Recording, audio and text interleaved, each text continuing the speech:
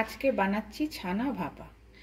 এটা ছানা, তার মধ্যে আমি সর্ষে, পোস্ত, কাজু, কাঁচা লঙ্কা পেস্ট করে দিয়েছি, একটু নুন, হলুদ আর সর্ষের তেল দিয়ে এটা মাখিয়ে নিয়েছি। এবার এটাকে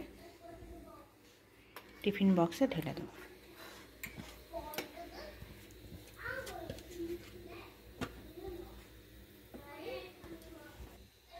এবার উপর থেকে একটু সর্ষের তেল ছড়িয়ে দেবো।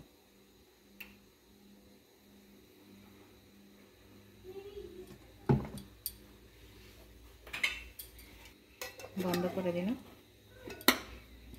ভালো করে টাইট করে। এবার এখানে জল গরম বসিয়েছি, এর ভেতরে টিফিন বক্সটা দিয়ে দেবো। দিয়ে ঢাকা দিয়ে রেখে দেবো কিছুক্ষণের জন্য।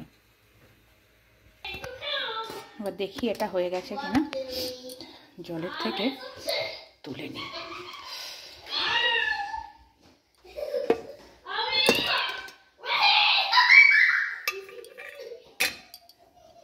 রেডি।